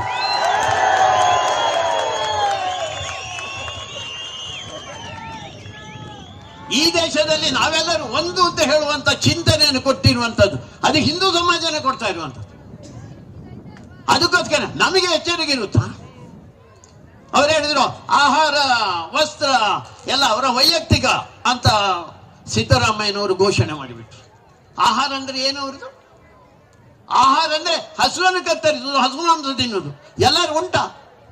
ಪಾಕಿಸ್ತಾನದಲ್ಲಿ ಕೇಳಿ, ಇರಾನ್ನಲ್ಲಿ ಕೇಳಿ, ಇರಾಕಿನಲ್ಲಿ ಕೇಳಿ, ಅಲ್ಲಿ ಗೋಹತ್ಯೆ ಇಲ್ಲ. ಅಲ್ಲಿ ಗೋಹತ್ಯೆ ನಿಷೇಧ ಅಲ್ಲ ಎಲ್ಲರ ಕಡೆಯಲ್ಲಿ. ಇಲ್ಲಿ ಮಾತ್ರ ನೀವು ಅವರಿಗೆ ಅವಕಾಶ ಮಾಡಿಕೊಡ್ತೀರಾ? ನೀವು ಅವರ ಓಟಿಗೋಸ್ಕರ. ಯಾಕೆ ಓಟು ನಿಮಗೆ? ಓಟು ಸೀಟಿಗೋಸ್ಕರ. ಸೀಟು ಯಾಕೆ? ನೋಟಿಗೋಸ್ಕರ. ಹೀಗೆ ಓಟು, ಸೀಟು, ನೋಟಿಗೋಸ್ಕರ ಇಡೀ ದೇಶವನ್ನೇ ನೀವು ವಿಭಜನೆ ಮಾಡ್ತಾ ಇದ್ದೀರಾ. ಇಡೀ ದೇಶದಲ್ಲಿ ಎರಡು ಭಾಗ ಮಾಡ್ತಾ ಇದ್ದೀರಾ. ಅಲ್ಪಸಂಖ್ಯಾತರು, ಬಹುಸಂಖ್ಯಾತರು ಅಂತ ಭಾಗ ಮಾಡ್ತಾ ಇದ್ದೀರಾ. ಭಾರಿ ಶ್ರೇಷ್ಠ ಒಬ್ಬ ಪೂಜ್ಯ ಅಂಬೇಡ್ಕರ್ ಇದ್ರು. ಅವರು ದೇಶ ವಿಭಜನೆ ಆಗ್ತಾ ಇದ್ದಾಗ ಹೇಳಿದರು, ದೇಶ ವಿಭಜನೆ ಮಾಡಬೇಡಿ ಅಂತ ಹೇಳಿದರು. ಅದಾದ ಮೇಲೆ ಮಾಡೇ ಮಾಡ್ತೀನಿ ಅಂತ ನೀವು ನಿರ್ಣಯ ತಕೊಂಡ್ರೆ ಯಾವ ಆಧಾರದ ಮೇಲೆ ಆಗ್ತಾ ಇರುವಂತದ್ದು ದೇಶ ವಿಭಜನೆ? ಅದು ಹಿಂದೂಗಳು ಮತ್ತು ಮುಸಲ್ಮಾನರು ಅಂತ ಆಗ್ತಾ ಇರುವಂತದ್ದು, ಬೇರೆ ಯಾವುದೇ ಕಾರಣ ಇರಲಿಲ್ಲ. ಅದಕ್ಕೋಸ್ಕರ ಆ ದೇಶ ಯಾವುದಿದೆಯೋ ಪಾಕಿಸ್ತಾನ, ಅಲ್ಲಿದ್ದಂಥ ಹಿಂದೂಗಳನ್ನೆಲ್ಲರನ್ನು ವಾಪಸ್ ಕರೀರಿ, ಇಲ್ಲಿದ್ದಂಥ ಮುಸಲ್ಮಾನರನ್ನು ಎಲ್ಲರನ್ನು ಕಳಿಸಿ ಅಲ್ಲಿಗೆ. ಎಂತ ಅದ್ಭುತ ಆಗ್ತಿತ್ರಿ. ನಾವು ಜಗತ್ತಿನಲ್ಲಿ ಅತ್ಯಂತ ಶ್ರೇಷ್ಠ ದೇಶವಾಗಿ ಬದುಕುತ್ತಿದ್ದೆವು ನಾವು. ಅಂಬೇಡ್ಕರ್ ಮಾತು ಕೇಳಲಿಲ್ಲ ಅವರು. ಯಾಕಂದ್ರೆ ಮತ್ತೆ ಇದೆ ಓಟು, ಸೀಟು, ನೋಟು, ಇದೇ ರಾಜಕಾರಣ ಇವತ್ತಿನ ನಡೀತಾ ಇರುವಂತದ್ದು. ಅದಕ್ಕೋಸ್ಕರ ಈ ದೇಶವನ್ನು ಉಳಿಸಿಕೊಳ್ಳುವಂತ ಒಂದು ಮಹತ್ ಕಾರ್ಯ ಹಿಂದೂಗಳಿಂದ ಆಗುವಂತ ಅವಶ್ಯಕತೆ ಇದೆ. ಹಿಂದೂಗಳಿರುವಂತ ದೇಶ ಒಂದೇ, ಭಾರತ ಮಾತ್ರ. ಇಲ್ಲಿ ಯಾರೋ ಒಬ್ಬ ಮುಸಲ್ಮಾನ್ ಮಹಮ್ಮದ್ ಅಂತ ಇದ್ರೆ ಅವನಿಗೆ ಈ ಊರು ಬೇಡ ಅಂತ ಅಂದ್ರೆ ಅವನು ಮಂಗಳೂರಿಗೆ ಹಾರಬಹುದು. ಮಂಗಳೂರಿನಲ್ಲಿ ಅವನಿಗೆ ಬೇಡ ಅಂತ ಇದ್ರೆ ಅವನು ಮತ್ತೆ ಹಾರಿದರೆ ಜಗತ್ತಿನ ಒಂದು 60 ಮುಸಲ್ಮಾನ್ ದೇಶಗಳು ಅವನನ್ನು ಕರೀತಾರೆ, ಸಾಹೇಬ್ರೆ ನಿಮ್ಗೆ ಏನಾಗಬೇಕು ಹೇಳಿ ಅಂತ. ಎಲ್ಲ ವ್ಯವಸ್ಥೆ ಮಾಡ್ತಾರೆ ಅವರು. ಅದು ಮಣ್ಣಿರ್ಬೋದು, ಹೆಣ್ಣಿರ್ಬೋದು, ವ್ಯವಹಾರ ಇರ್ಬೋದು, ಎಲ್ಲ ವ್ಯವಸ್ಥೆಯನ್ನು ಮಾಡ್ತಾರೆ ಅವರು. ಒಬ್ಬ ರೊನಾಲ್ಡ್ ಅಂತ ಒಬ್ಬ ಕ್ರಿಶ್ಚಿಯನ್ ಇದ್ದಾನೆ ಅಂತ ತಿಳ್ಕೊಳ್ಳಿ, ಅವನಿಗೆ ನಂಜನಗೂಡು ಬೇಡ ಅಂತ ಅವನು ಮಂಗಳೂರಿಗೆ ಬಂದರೆ, ಮಂಗಳೂರು ಬೇಡ ಅಂತ ಅವನಿಗೆ ಹಾರಿದ್ರೆ ಜಗತ್ತಿನ ಒಂದು 70 ಕ್ರಿಶ್ಚಿಯನ್ ದೇಶಗಳು ಬನ್ನಿ ರೊನಾಲ್ಡ್ ರವರೇ ನಿಮಗೇನು ಮಾಡಬೇಕು ಅಂತ ವ್ಯವಸ್ಥೆ ಮಾಡುತ್ತೆ. ಭಾರತದಲ್ಲಿದ್ದಂಥ ಒಬ್ಬ ಪ್ರಭಾಕರ್ ಅಂತಲೇ ತಿಳ್ಕೊಳ್ಳಿ, ನಂಜನಗೂಡು ಬೇಡ ಅಂತ ಮಂಗಳೂರಿಗೆ ಹಾರಿ, ಮಂಗಳೂರಿಂದ ಅವನು ಪುನಃ ಹಾರಿದ್ರೆ ಅವನು ಸಮುದ್ರಕ್ಕೆ ಹಾರಬೇಕು, ಬೇರೆ ಜಗತ್ತಿನಲ್ಲಿ ಜಾಗನೇ ಇಲ್ಲ. ಅವನೇನೆಲ್ಲರೂ ಬನ್ರಿ ಬನ್ರಿ ಪ್ರಭಾಕರ್ಜಿ ನಿಮಗೆ ವ್ಯವಸ್ಥೆ ಮಾಡುವಂತ ಹೇಳೋದು ಜಾಗನೇ ಇಲ್ಲ ರೀ. ಅದಕ್ಕೋಸ್ಕರ ನಮಗೆ ಈ ಭೂಮಿ ಬೇಕು. ನಮಗೆ ಇಸ್ರೇಲ್ನವರು ಇವತ್ತು ಹೋರಾಟ ಮಾಡ್ತಾ ಇದ್ದಾರಲ್ಲ, ತನ್ನ ಬದುಕಿಗೋಸ್ಕರ, ತನ್ನ ಭೂಮಿಗೋಸ್ಕರ ಹೋರಾಟ ಮಾಡ್ತಾ ಇದ್ದಾರೆ. ಕಚ್ಚಡ ಜನ ಯಾರಿದಾರ ಉಗ್ರಗಾಮಿಗಳು, ಅವರ ಮೇಲೆ ಆಕ್ರಮಣ ಮಾಡಿದ್ರು. 1300 ಜನರನ್ನು ಮೊದಲನೇ ದಿವಸ ಅವರು ಕೊಂದಿದ್ದಾರೆ. ಹೆಣ್ಣುಗಳ ಮೇಲೆ ಹೆಂಗಸರ ಮೇಲೆ ಅತ್ಯಾಚಾರ ಮಾಡಿದ್ದಾರೆ. ಮಕ್ಕಳನ್ನು ಬರ್ಬರವಾಗಿ ಕೊಂದಿದ್ದಾರೆ. ಈಗ ಅವರು ಮತ್ತೆ ಪ್ರತ್ಯಾಕ್ರಮಣ ಮಾಡಿದಾಗ ನೀವು ಯಾಕೆ ಮಾಡ್ತೀರಾ, ನೀವು ನಮ್ಮನ್ನು ಕೊಲ್ತೀರಾ, ಯಾರು ಕೊಲ್ಲಿಕ್ಕೆ ಪ್ರೇರಣೆ ಕೊಟ್ಟಿರುವಂತದ್ದು? ಇರುವಂತ ಒಂದು ತುಂಡು ಭೂಮಿ, ಸಣ್ಣ ಭೂಮಿ ಇರುವಂತದ್ದು. ಇಸ್ರೇಲ್ನವರಿಗೆ ಬೇರೆ ಭೂಮಿ ಇಲ್ಲ ಜಗತ್ತಿನಲ್ಲಿ. ಭಾರತದಲ್ಲಿ ಹಿಂದೂಗಳಿಗೆ ಕೂಡ ಭಾರತ ಬಿಟ್ಟರೆ ಜಗತ್ತಿನಲ್ಲಿ ನಮಗೆ ಬೇರೆ ಭೂಮಿ ಇಲ್ಲ, ನೆನಪಿಟ್ಟುಕೊಳ್ಳಿ. ನಮಗೆ ನಂಜನಗೂಡು ಬೇಕೇ ಬೇಕು, ನಮಗೆ ಅಯೋಧ್ಯೆ ಬೇಕು, ನಮಗೆ ಮಥುರೆ ಬೇಕು, ನಮಗೆ ಕಾಶಿ ಬೇಕು. ನಮಗೆ ಅದಿಲ್ಲದೆ ನಮಗೆ ಜಗತ್ತಿನಲ್ಲಿ ಇನ್ಯಾವುದೇ ದೇಶದಲ್ಲಿ ನಮ್ಮ ದೇವರನ್ನು, ಭೂಮಿ ಮತ್ತು ದೇವರು ನಮಗೆ ಒಂದೇ, ನೆನಪಿಟ್ಟುಕೊಳ್ಳಿ. ಇಲ್ಲಿ ಭೂಮಿ ಮತ್ತು ದೇವರು ಬೇರೆ ಬೇರೆ ಅಲ್ಲ. ಜಗತ್ತಿನ ಬೇರೆ ಬೇರೆ ದೇಶ ನೋಡಿ, ಅಲ್ಲಿ ಭೂಮಿ ಬೇರೆ, ದೇಶ ದೇವರು ಬೇರೆ, ಬದಲಾಗ್ತಾ ಇರ್ತಾರೆ. ಮುಸಲ್ಮಾನರ ದೇಶಗಳಲ್ಲಿ ಮೊದಲು ಅಲ್ಲ ಇರಲಿಲ್ಲ. ಅಲ್ಲಿ ಕ್ರಿಶ್ಚಿಯನ್ ದೇಶಗಳಿಗೆ ಮೊದಲು ಯೇಸು ಇರಲಿಲ್ಲ. ಅವರು ಬೇರೆನೇ ಪದ್ಧತಿ ಇತ್ತು, ಬೇರೆನೇ ದೇವರನ್ನು ಪೂಜೆ ಮಾಡ್ತಾ ಇದ್ರು. ಭಾರತ ಸಾವಿರ ವರ್ಷಗಳಲ್ಲಿ ದೇವರು ಮತ್ತು ದೇಶ ಇದು ಒಂದೇ. ಕಣ ಕಣದಲ್ಲಿ ನಾವು ನೋಡ್ತೇವೆ, ಇಲ್ಲಿ ದೇವರನ್ನು ನೋಡುದು, ಶಂಕರನ ನೋಡುದು, ಕಿಂಕರನ್ನು ನೋಡುವಂಥದ್ದು. ಈ ಭೂಮಿಯ ಮಣ್ಣಿನಲ್ಲಿ ಬೇರೆ ಬೇರೆ ದೇವರುಗಳನ್ನು ನಾವು ಆರಾಧನೆ ಮಾಡುವಂಥದ್ದು. ಅದು ಮರ ಇರ್ಬೋದು, ಪ್ರಾಣಿ ಇರ್ಬೋದು, ಪಕ್ಷಿ ಇರ್ಬೋದು, ಎಲ್ಲದರಲ್ಲೂ ದೇವರನ್ನು ಕಾಣುವಂತ ಏಕೈಕ ದೇಶ. ಪರಿಸರವನ್ನು ದೇವರು ಅಂತ ಪೂಜೆ ಮಾಡುವಂತ ಜನ ನಾವು ರೀ. ಅಂತ ಶ್ರೇಷ್ಠವಾದಂತ ಒಂದು ಸಮಾಜ, ಜಗತ್ತನ್ನು ಉಳಿಸುವಂತ ಸಮಾಜ. ಅದಕ್ಕೋಸ್ಕರ ಹಿಂದೂಗಳು ನಾವು ಬದುಕಬೇಕಾದಂತ ಅವಶ್ಯಕತೆ ಇದೆ. ಅದಕ್ಕೋಸ್ಕರ ನಮ್ಮ ಮನೆ, ನನ್ನ ಕುಟುಂಬ, ನನ್ನ ಊರು, ನನ್ನ ರಾಜ್ಯ, ನನ್ನ ದೇಶ, ಅದರ ಮುಖಾಂತರ ಜಗತ್ತಿಗೆ ಒಳ್ಳೆಯದು ಮಾಡುವಂತ ಒಂದು ಮಹತ್ ಕಾರ್ಯ ಹಿಂದೂ ಸಮಾಜದ ಮೇಲೆ ಇದೆ. ಒಬ್ಬೊಬ್ಬರ ಮೇಲೆ ಆ ಜವಾಬ್ದಾರಿ ಇದೆ, ನೆನಪಿಟ್ಟುಕೊಳ್ಳಿ. ಸುದೈವದಿಂದ ಬದಲಾಗ್ತಾ ಇದೆ ಕಳೆದ 9-10 ವರ್ಷಗಳಲ್ಲಿ. ಜಗತ್ತು ಇಲ್ಲಿವರೆಗೆ ಅಮೇರಿಕ ಅದುವೇ ದೊಡ್ಡಣ್ಣ ಅಂತ ಹೇಳ್ತಾ ಇತ್ತು. ಇವತ್ತು ಬದಲಾಗಿದೆ. 1.5 ವರ್ಷದ ಹಿಂದೆ ಸಿಂಗಾಪುರದಲ್ಲಿ G20 ಸಭೆ ನಡೀತಾ ಇತ್ತು. 20 ದೇಶಗಳ ಭಾರಿ ದೇಶಗಳ ಭಾರಿ ಪ್ರಮುಖರು ಅಲ್ಲಿ ಬರ್ತಾರೆ. ಬೈಡನ್ ಕೂತಿದ್ದ ಪಕ್ಕದಲ್ಲಿ. ಬೇರೆ ಬೇರೆ ವಿಷಯ ಬಂದಾಗ ಅದರ ಪಕ್ಕದಲ್ಲಿ ಒಬ್ಬ ಪ್ರಧಾನಿ ಕೂತಿದ್ದ. ಅವನು ಎದ್ದು ನಿಂತು ಹೇಳಿದ, ಇವತ್ತು ಆವಾಗ ರಷ್ಯಾದ ಇದು ಯುದ್ಧ ಪ್ರಾರಂಭ ಆಗಿತ್ತು ಅಷ್ಟೇ. ಅವನಿಗೆ ರಷ್ಯಾ ಮತ್ತು ಉಕ್ರೇನ್ನ ಮಧ್ಯದಲ್ಲಿ ಯುದ್ಧ ಆಗ್ತಾ ಇದೆ. ನೋಡಿದ್ರೆ ಚೀನಾ ಮತ್ತು ಅಮೆರಿಕದ ಮಧ್ಯದಲ್ಲಿ ಯುದ್ಧ ಆಗುತ್ತೆ ಅಂತ ಕಾಣುತ್ತೆ. ಗಾಜಾ ಸ್ಟ್ರಿಪ್ಪಿಗೋಸ್ಕರ ಇಸ್ರೇಲ್ ಮತ್ತು ಮುಸಲ್ಮಾನರ ಮಧ್ಯದಲ್ಲಿ ಯುದ್ಧ ಆಗೋ ಸಂಭವ ಇದೆ. ಯುದ್ಧ ಆದರೆ ಆ ದೇಶಗಳಿಗೆ ಮಾತ್ರ ಅಲ್ಲ, ಜಗತ್ತಿಗೆ ನಷ್ಟ, ಜಗತ್ತಿಗೆ ಅನ್ಯಾಯ ಆಗಿಬಿಡುತ್ತೆ. ಅದಕ್ಕೋಸ್ಕರ ಯಾರಾದರೂ ಯುದ್ಧ ಬೇಡ, ಶಾಂತಿಯ ಕಡೆಗೆ ಹೋಗೋಣ ಅಂತ ಹೇಳುವಂತ ಸಂದೇಶ ಕೊಡಬೇಕು. ಯಾರು ಕೊಡಬೇಕು? ಆವತ್ತಿನವರೆಗೆ ಬೈಡನ್ ಕೊಡ್ತಾ ಇದ್ದ ಅಮೆರಿಕ ದೊಡ್ಡಣ್ಣ, ಆ ಪ್ರಧಾನಮಂತ್ರಿ ಹೇಳಿದ್ರು, ಇವತ್ತು ಆ ಶಾಂತಿಯ ಸಂಕೇತವನ್ನು ಕೊಡಬೇಕಾದ್ರೆ ಭಾರತದ ಪ್ರಧಾನಮಂತ್ರಿ ನರೇಂದ್ರ ಮೋದಿ ಅವರೇ ಮಾಡಬೇಕಾದ್ರು. ಜಗತ್ತು ಭಾರತದ ಕಡೆಗೆ ನೋಡ್ತಾ ಇದೆ. 2020 ಆಗಸ್ಟ್ 5ನೇ ತಾರೀಕಿಗೆ ರಾಮ ಜನ್ಮಭೂಮಿಯಲ್ಲಿ ರಾಷ್ಟ್ರೀಯ ಸ್ವಯಂ ಸೇವಕ ಸಂಘ RSSನ ಪ್ರಮುಖರಾದಂಥ ಡಾಕ್ಟರ್ ಮೋಹನ್ಜಿ ಭಾಗವತರವರ ನೇತೃತ್ವದಲ್ಲಿ ನಮ್ಮ ದೇಶ ಕಂಡಂಥ ಶ್ರೇಷ್ಠ ಪ್ರಧಾನಮಂತ್ರಿ ನರೇಂದ್ರ ಮೋದಿ ಅವರ ಅಮೃತ ಹಸ್ತದಲ್ಲಿ ಅಲ್ಲಿ ಬೆಳ್ಳಿ ಇಟ್ಟಿಗೆಯನ್ನು ಇಟ್ಟು ಭೂಮಿ ಪೂಜೆ ಮಾಡಲಾಯಿತು. ನೀವೆಲ್ಲ ನೋಡಿದ್ದೀರಾ ಅಂತ ಅಂದ್ಕೊಳ್ತೇನೆ. ಕೆಲವರಿಗೆ ಸ್ವಲ್ಪ ಧಾರಾವಾಹಿ ಅಡ್ಡ ಆಗಿರ್ಲಿಕ್ಕೂ ಸಾಕು ಅಂತ ಹೆಚ್ಚಿನವ್ರು ನೋಡಿದ್ದಾರೆ ಅಂತ ನೋಡ್ತೇನೆ. ಅದು ಭಾರತ ಮಾತ್ರ ಅಲ್ಲ, ಜಗತ್ತಿನ ಬೇರೆ ಬೇರೆ ದೇಶಗಳಲ್ಲಾಯ್ತು. ಅಮೆರಿಕದ ಒಂದು ಚೌಕ, ದೊಡ್ಡ ಒಂದು ಚೌಕ, 10 ರಸ್ತೆಗಳು ಬಂದು ಸೇರುವಂತ ಟೈಮ್ ಸ್ಕ್ವೇರ್ ಅಂತ ಹೇಳ್ತಾರೆ ಅದಕ್ಕೆ. ಆ ಚೌಕದಲ್ಲಿ ಒಂದು ದೊಡ್ಡದಾದಂತ ಒಂದು ಪರದೆ ಹಾಕಿದ್ರಂತೆ. ಆ ಪರದೆಯಲ್ಲಿ ಇಲ್ಲಿ ಏನು ಲೈವ್ ಆಗ್ತಾ ಇದೆ, ಇವತ್ತು ಟೆಕ್ನಾಲಜಿ ಹಾಗೆ ತಾನೆ, ಅಲ್ಲಿ ಲೈವ್ ನಡೀತಾ ಇತ್ತು. ಎದುರಿನಲ್ಲಿ ಒಂದು 3-3.5 ಸಾವಿರ ಜನ ಕುಣಿತಾ ಇದ್ರು. ಸ್ವಾಭಾವಿಕವಾಗಿ ಹಿಂದೂಗೆ ಅನಿಸಲೇಬೇಕಲ್ಲ, ಅದಕ್ಕೋಸ್ಕರ ಕುಣಿತಾ ಇದ್ರು. ಸ್ವಲ್ಪ ಹೊತ್ತಿನಲ್ಲಿ ಇವ್ರು ನೋಡ್ತಾ ಇದ್ದಾಗೆ ಬರೀ ಹಿಂದೂಗಳಲ್ಲ, ಅಲ್ಲಿ ಅಮೆರಿಕದವರಿದ್ದಾರೆ, ಆಸ್ಟ್ರೇಲಿಯಾದವರಿದ್ದಾರೆ, ಆಫ್ರಿಕಾದವರಿದ್ದಾರೆ, ರಷ್ಯಾ, ಚೀನಾ, ಜಪಾನ್, ಜರ್ಮನಿ, ಬೇರೆ ಬೇರೆ ದೇಶಗಳ ಜನ ಅವರು ಇವರೊಟ್ಟಿಗೆ ಕುಣಿತಾ ಇದ್ದಾರೆ. ಇವರಿಗೆ ಆಶ್ಚರ್ಯ ಆಯ್ತು. ಏನ್ರಿ ಯಾಕೆ ಕುಣಿತಾ ಇದ್ದೀರಾ? ಇಂಗ್ಲಿಷ್ನಲ್ಲಿ ಕೇಳಿದ್ದು, ಕನ್ನಡದಲ್ಲ. ಯಾಕೆ ಕುಣಿತಾ ಇದ್ದೀರಾ ಅಂತ ಕೇಳಿದಾಗ ಅವ್ರು ಹೇಳಿರೋದು ಹೆಂಗ್ ಗೊತ್ತಾ? ರಾಮ ಬರ್ತಾನೆ ಅಂತ. ಅಲ್ರಿ, ರಾಮ ಬಂದ್ರೆ ನಿಮಗೇನ್ರಿ ಅಂತ ಇವ್ರು ಕೇಳಿದಾರೆ. ರಾಮ ಬಂದ್ರೆ ರಾಮರಾಜ್ಯ ಬರ್ತದೆ. ಅಲ್ರಿ, ರಾಮರಾಜ್ಯ ಬರ್ಲಿರಿ, ಲಾಭ ಏನು? ನಿಮಗೇನು ಲಾಭ? ನಮಗೆ ಅದ್ರ ಸರಿ.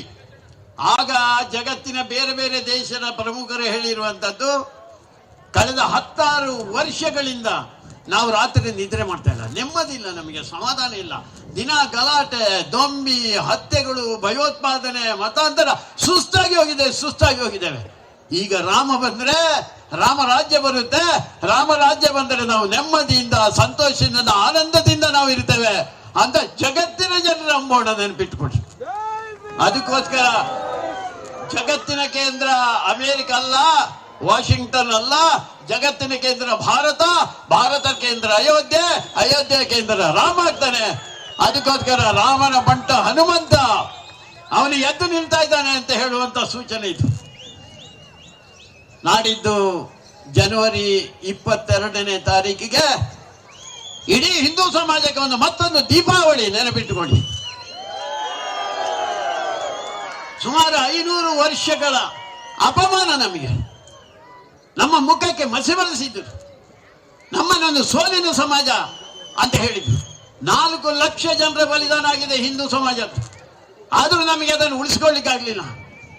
3 ಗುಂಬಜಿನ ಒಂದು ಕಟ್ಟಡವನ್ನು ಕಟ್ಟಲಿಕ್ಕೆ ಹೊರಟವನು ಮೀರ್ಬಾಕಿ, ಆ ದುಷ್ಟ ಕೆಟ್ಟವ ಪಟಿಂಗ ಇದ್ದಲ್ಲ ಬಾಬರ, ಅವನ ಸೇನಾಧಿಪತಿ.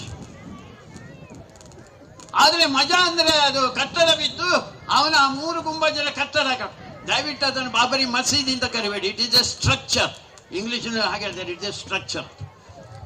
ಅದನ್ನು ಕಟ್ಟಲಿಕ್ಕೆ ಹೊರಟಾಗ ಪ್ರತಿದಿನ ಇವರನ್ನು 3 ಅಡಿ ಕಟ್ತಾ ಇದ್ದಾರೆ ಅಂತೆ ಗೋಡೆ. ಮರುದಿವಸ ನೋಡಿದರೆ ಗೋಡೆ ಇಲ್ಲ.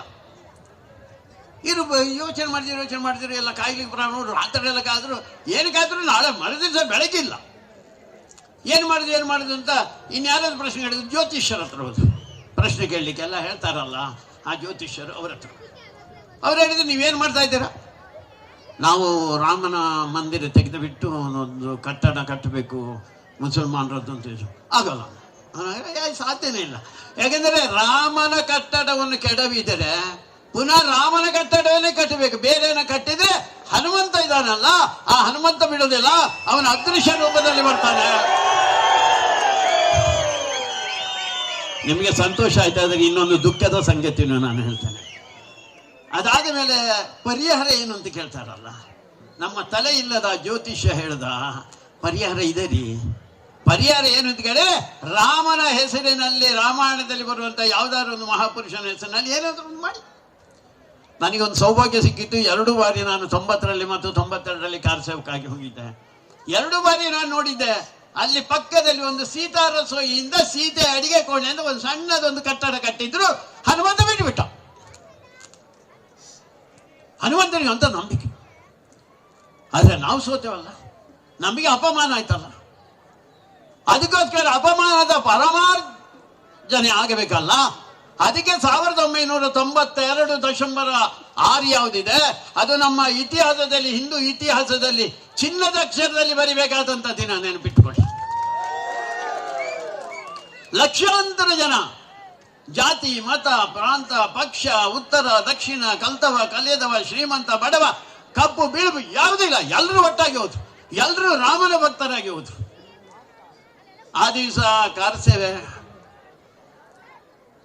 ಸುಮಾರು 40 ವರ್ಷದಿಂದ ಕೋರ್ಟಿನಲ್ಲಿ ಒಂದು ದಾವೆ ನಡೀತಾ ಇತ್ತು. ಅದು ಯಾರಿಗೆ ಸೇರಿದ್ದು ಆ ಜಾಗ ಅಂತ. ಕೋರ್ಟ್ ಮುಂದಕ್ಕೆ ಆಗ್ತಾನಿತ್ತು. 4ನೇ ತಾರೀಕು ಡಿಸೆಂಬರ್ ಅದು ತೀರ್ಪು ಕೊಡಬೇಕಾಗಿತ್ತು. ಆದ್ರೆ ಅದನ್ನು 11ಕ್ಕೆ ಹಾಕಿ ಅಲ್ಲಿದ್ದಂತ ಎಲ್ಲ ತರುಣರು ಉದ್ವಿಗ್ನರಾದ್ರು. ತಡ್ಕೊಳ್ಳಿಕ್ಕೆ ಆಗ್ಲಿಲ್ಲ. ನೀವು ಹೇಳ್ರಿ, ಒಂದು ಮುಸಲ್ಮಾನಿಗೆ ಅಂತೀರಿ, ಬೇಜಾರಿಲ್ಲ ನಮ್ಗೆ, ಹಿಂದೂಗಳಿಗೆ ಅಂತ ಯಾವ್ದಾದ್ರು ಒಂದು ತೀರ್ಪು ಕೊಡಬೇಕಲ್ಲ. ಅದಕ್ಕೋಸ್ಕರ 6ನೇ ತಾರೀಕು ನಮ್ಮ ಹಿರಿಯರು, ಅದ್ವಾನಿಯವರು, ಉಳಿದಂಥವರು, ಅಲ್ಲಿ ಹಿರಿಯರು ಯಾರು ಹೇಳಿದ್ರು ಅವರೆಲ್ಲರೂ ನಿಶ್ಚಯ ಮಾಡಿದ್ರು, ಈ ಬಾರಿ ಕಾರ್ಸೇವ ಅಂದರೆ ಸರಯು ನದಿಯಿಂದ ಮರಳನ್ನು ತಂದು ಹಾಕುವುದು ಅಂತ. ಆದರೆ ಅಲ್ಲಿದ್ದಂಥ ನಿಮ್ಮಂಥ ತರುಣರು ಯಾರು ಒಪ್ಕೊಳ್ಳೇ ಇಲ್ಲ. 11ವರೆಗೆ ಕಾರ್ಯಕ್ರಮ ಪ್ರಾರಂಭ ನುಗ್ಗಿದ್ರು ಅದರೊಳಗೆ. ಅದಕ್ಕೆ ಕೋಟೆ ಹಾಕಿದ್ರು. ಆ ಕೋಟೆಯನ್ನೇ ಕಿತ್ತು ತಂದು ಅದುವೇ ನಮಗೆ ಬೇಕಾದಂಥ ಸುತ್ತಿಗೆ ಅಂತ ಯೋಚನೆ ಮಾಡಿ ಅದರ ಮೇಲೆ ಹೋಗಿ ಅದನ್ನು ಪುಡಿ ಮಾಡಿದ್ರು. 11:30 ಗಂಟೆಯಿಂದ 1 ಗಂಟೆ ಒಳಗೆ 1 ಗುಂಬಜ್ ಬಿತ್ತು. ಆಮೇಲೆ ಇನ್ನೊಂದು ಗಂಟೆಯಿಂದ ಮತ್ತೊಂದು ಗುಂಬಜ್ ಬಿತ್ತು. 4:15 ಗಂಟೆಗೆ 3ನೇ ಗುಂಬಜ್ ಬಿತ್ತು. ನಮ್ಮ ಅಪಮಾನಿತವಾದಂತ ಒಂದು ಕಟ್ಟಡ ಇತ್ತಲ್ಲ, ಅಪಮಾನಿತ ಅಂದ್ರೆ ಹಾಗೆ ಅಂತ ಹೇಳ್ತೇನೆ ನಾನು.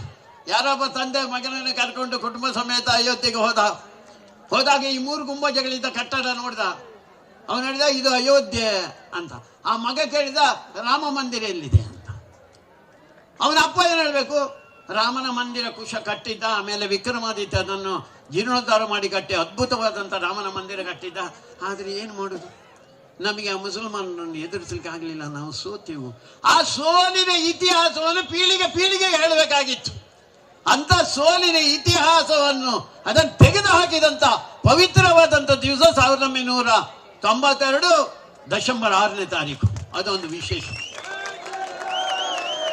2ನೇದು ಆ ದಿವಸ ಸಂಜೆ ನಾವೊಂದು ಪ್ರಾಂತದ ಪ್ರಮುಖರು ಒಂದು 32-34 ಜನ ಸೇರಿದ್ದು. ಕರ್ನಾಟಕದ ಹಿರಿಯರಾದಂಥ ಮಾನ್ಯ ಹೋವಿ ಶೇಷಾದ್ರಿ ಅವರು ಅಖಿಲ ಭಾರತ ಜನರಲ್ ಸೆಕ್ರೆಟರಿ RSS ಬೈಠಕನ್ನು ಅವ್ರು ತಗೊಂಡಿದ್ರು. ಆ ಬೈಠಕನ್ನು ತಗೊಂಡಾಗ ಅವ್ರು ಕೇಳಿದ್ರು, ಕೈಸ ಹೋಗ, ಏನಾಯ್ತು ನಿಮಗೆ, ಹೇಗಾಯ್ತು ಅಂತ ಪ್ರಶ್ನೆ ಕೇಳಿದೆ ನಾನು. 464 ವರ್ಷದಿಂದ ಅಪಮಾನ ಪೀಡಿತರಾದಂಥ ಜನಕ್ಕೆ ಹೊಸ ಕಳೆ ಬಂದುಬಿಟ್ಟಿದೆ, ಖುಷಿ ಖುಷಿ ಖುಷಿ ಅಂತ. ಅವಾಗ ಅವ್ರು ಹೇಳಿದ್ರು, ನನಗೂ ಖುಷಿ ಆಗಿದೆ, ಆದರೆ ಅಂದ್ರೆ ಇನ್ನೊಂದು ಸ್ವಲ್ಪ ಗಾಬರಿ ಆದೆವು ನಾವು. ಆದರೆ ಬೇರೇನಿಲ್ಲ, ಇವತ್ತು ಕಲ್ಯಾಣ್ ಸಿಂಗ್ನ ಸರ್ಕಾರ ಇದೆ, ಮಧ್ಯರಾತ್ರಿ 12 ಗಂಟೆಗೆ ಕಲ್ಯಾಣ್ ಸಿಂಗ್ನ ಸರ್ಕಾರ ತೆಗೆದುಬಿಟ್ಟು ರಾಷ್ಟ್ರಪತಿ ಆಡಳಿತ ಬಂದುಬಿಡುತ್ತೆ ಅಂತ. ನಮಗೆ ಗಾಬರಿ ಹೆಚ್ಚಾದ, ರಾಷ್ಟ್ರಪತಿ ಆಡಳಿತ ಬಂದರೆ ಏನಾಗುತ್ತೆ ಅಂತ ಅವ್ರ ಹತ್ರ ಮತ್ತೆ ಕೇಳಿದ್ವು ಶೇಷಾದ್ರಿ ಅಂತ. ಶೇಷಾದ್ರಿ ಅವರು ಹೇಳಿದ್ರು ಮತ್ತೊಂದು ಸ್ವಲ್ಪ ಹಾಗೆ ಅವ್ರು ಮಾತಾಡೋದು, ಏನು ವಿಶೇಷ ಏನಿಲ್ಲ, ನೀವೆಲ್ಲ ತೆಗೆದದನ್ನೆಲ್ಲ ನೆಲ ಸಮ ಮಾಡಿ ನೆಲ ಎಲ್ಲ ಸಮತಟ್ಟು ಮಾಡಿದ್ದೀರಾ, ಈ ಸರ್ಕಾರ ಮತ್ತೆ ಭಾರಿ ದೊಡ್ಡ ಪ್ರಮಾಣದ ಭವ್ಯವಾದಂತ ಬಾಬರಿ ಮಸೀದಿಯನ್ನು ನಿರ್ಮಾಣ ಮಾಡ್ತಾರೆ ಅಂತ. ನಾವು ಪೂರ್ತಿ ಕುಸಿದೋದು ಅಲ್ರಿ, ಏನು 4 ಲಕ್ಷ ಜನರ ಬಲಿದಾನ ಆಗಿದೆ, ಇಷ್ಟು ತೊಂದರೆ ಆಗಿದೆ, ಕಷ್ಟ ಆಗಿದೆ, ನಷ್ಟ ಆಗಿದೆ, ಅಪಮಾನ ಆಗಿದೆ, ಅದರಿಂದ ಪಾರಾಗೋದು ಹೇಗೆ? ಆಗ ಹಿರಿಯರು ಹೇಳಿದಂಥ ಮಾತು, ಸಂಘದ ಹಿರಿಯರ ಬಗ್ಗೆ ನಮಗೆ ಗೌರವ ಹೆಚ್ಚಾಗುವಂಥ ಒಂದು ಸಂದರ್ಭ ಅದು ಅಂತ ನಾನು ಅಂದ್ಕೊಂಡಿದ್ದೇನೆ. ಅವ್ರು ಹೇಳಿದ್ರೆ, ನೀವು ಬೇರೆ ಏನು ಮಾಡಬೇಕಾದಿಲ್ಲ, ನಾಳೆ 3:30 ಗಂಟೆ ಒಳಗೆ, ಬೆಳಗ್ಗೆ 3:30 ಗಂಟೆ ಒಳಗೆ ಅಲ್ಲಿ ಒಂದು ತಾತ್ಕಾಲಿಕವಾದಂಥ ರಾಮನ ಮಂದಿರ ಕಟ್ಟಿ. ಎಲ್ಲರೂ ನುಗ್ಗಿದ್ರು, ಹೋದ್ರು, ಎಲ್ಲ ಮಾಡಿದ್ರು. ಎಲ್ಲಿಂದ ರಾಮ ಲಕ್ಷ್ಮಣ ಸೀತೆ ಹನುಮಂತರ ವಿಗ್ರಹ ತಂದ್ರು, ಅಲ್ಲಿ ಪ್ರತಿಷ್ಠೆ ಮಾಡಿದ್ರು. ಆವಾಗ ಮಂದಿರ ಆಗಬೇಕಲ್ಲ, ಸೆಂಟ್ರಿಂಗ್ ಮೆಟೀರಿಯಲ್ ಬೇಕು. ಆವಾಗ ಹೀಗೆ ಇರಲಿಲ್ಲ, ಸೊಟ್ಟೆ ಆಗಿದ್ದಂಥ ಕಂಬಗಳಿತ್ತು, ಅದನ್ನೆಲ್ಲಿಂದ ಹಿಡ್ಕೊಂಡು ಬಂದರು. ಟರ್ಪಲ್ ಆಗಬೇಕಾಗಿತ್ತು, ಟರ್ಪಲ್ ಎಲ್ಲ ತೂತನ ಟರ್ಪಲ್ ಅಂತ ತಗೊಂಡು ಬಂದರು. ಬೆಳಗ್ಗೆ 3 ಗಂಟೆ ಆಗಬೇಕಾದ್ರೆ ನಮ್ದು ತಾತ್ಕಾಲಿಕವಾದಂಥ ರಾಮ ಮಂದಿರ ಆಯ್ತು. ಮರದಿವಸ ಇಡೀ ದೇಶದಲ್ಲಿ ಬೊಬ್ಬೆ ಏನು ಬೊಬ್ಬೆ ಅಂತ ಕೇಳಿದ್ರೆ, ಜಾತ್ಯತೀತ ಸಂಕೇತವಾದಂಥ ಬಾಬರಿ ಮಸೀದಿಯನ್ನು RSS ರವರು, BJP-ಯವರು, ಕೋಮುವಾದಿಗಳು ತೆಗೆದ್ರು. ಹಿಂದೂಗಳಿಗೆಲ್ಲ ಧೈರ್ಯ ಬಂದಿತ್ತು. ಅವ್ರು ಹೇಳಿದ್ರು, ನಾವು ಮತ್ತೆ ಬಾಬರಿ ಮಸೀದಿಯನ್ನು ಕಟ್ತೇವೆ ಅಂತ. ಹಿಂದೂ ಸಮಾಜ ನಿಮ್ಮಂತ ತರುಣರು ತಾಕತ್ತಿದ್ದರೆ ಮತ್ತೆ ಕಟ್ಟಿ, ನೀವು ಬಾಬರಿ ಮಸೀದಿ ಆಗುತ್ತಾ ನಿಮಗೆ ಅಂತ.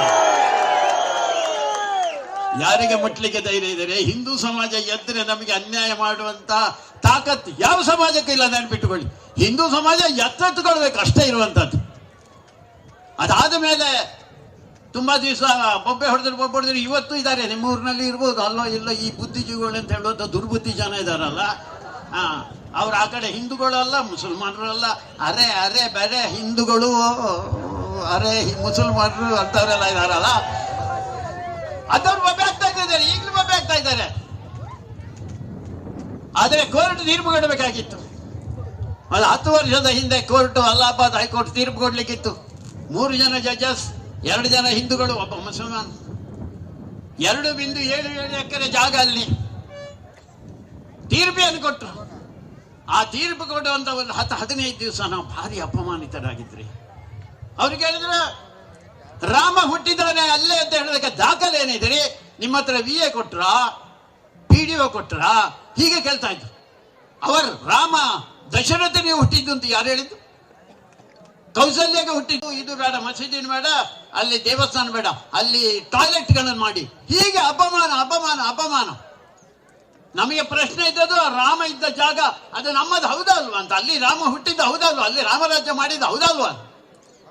ಆ 3 ಜನ ಜಡ್ಜಸ್ಸು ಏಕಕಂಠದಿಂದ ಹೇಳಿದ್ರು, ಎಲ್ಲಿಗ ರಾಮ ಇದ್ದಾನೆ ಆ ತಾತ್ಕಾಲಿಕ ಮಂದಿರ, ಅದು ರಾಮನ ಜನ್ಮಸ್ಥಾನ.